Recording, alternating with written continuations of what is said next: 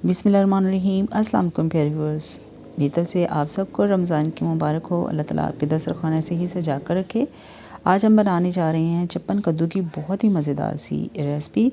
ये सब्ज़ी इतनी टेस्टी और डिलीशियस बनती है ना, लेकिन बनाने वाला जो है ना वो एक्सपर्ट होना चाहिए। तो इंशाल्लाह मुझे उम्मीद है कि आप मुझसे भी ज़्यादा मज़े की जो है ना ये सब्ज़ी बना लेंगे। इसके लिए जो है ना सबसे पहले हमने 2 दरमियाने साइज़ के प्याज लेने हैं और इनको हमने घी में फ्राई कर लेना है। ये तकरीबन 1.5 कप जो है ना घी है, ठीक है। इसको हमने लाइट सा कलर चेंज होने तक ना इनको फ्राई करना है प्याज़ों को।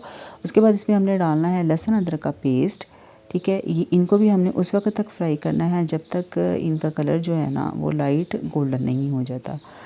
ये देखिए जी कलर चेंज हो चुका है। अब उसके बाद हमने इसमें डालने हैं 2 बड़े साइज़ के टमाटर और 10 से 12 हरी मिर्चें जो है ना बिल्कुल बारीक कटिंग करके इनको सॉफ्ट होने तक पकाना है। उसके बाद इसमें थोड़ा सा पानी डालना है और इसमें डालने हैं हमने मसाले।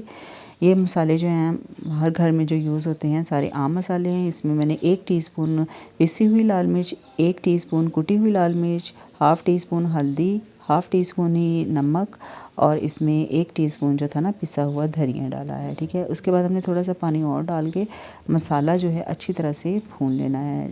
जब अच्छी तरह से मसाला भुन जाए उसके बाद हमने इसमें डालना है चिकन। ये तकरीबन 1.5 पाव से थोड़ा सा ज़्यादा चिकन था, ये डाला है इसमें मैंने टेस्ट के लिए। इसे ये आप स्किप भी कर सकते हैं, लेकिन ये है कि चिकन से जो टेस्ट है ना वो बहुत मज़े का आता है। चिकन डाल देंगे। उसके बाद इसमें मैंने 4 से 5 टेबल स्पून जो है वो दही के डाले हैं।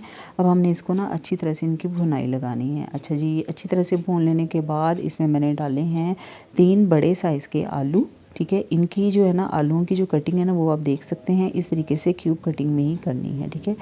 और इतने ही ये थिक होने चाहिए, ज़्यादा मोटे आलू नहीं होने चाहिए। अच्छा जी, इनको हमने 10 मिनट तक इसमें अच्छी तरह से भून लिया था। उसके बाद हमने इसमें चप्पन कद्दू जो हैं वो डाल दिए हैं। चप्पन कद्दू और आलूओं की कटिंग जो है वो एक जैसी होनी अच्छी तरह से अब हम इनको भून लेंगे और इसके ऊपर हम लगा देंगे ढक्कन। पानी इसमें आपने बिल्कुल भी नहीं डालना, क्योंकि पानी जो है ना इसमें से खुद ब खुद निकल आएगा। ये देखिए पानी इसमें से निकल आया। अच्छा, यहाँ पर आपने एक चीज़ का ख्याल रखना है, ये जो चप्पन कद्दू इनको आपने ना सख्त यानी खड़ा खड़ा नहीं रखना, इनको हमने अच्छी तरह से जो है ना मिक्स कर लेना है, यानी कि ये बिल्कुल इसके अंदर जो है ना घुल जाए।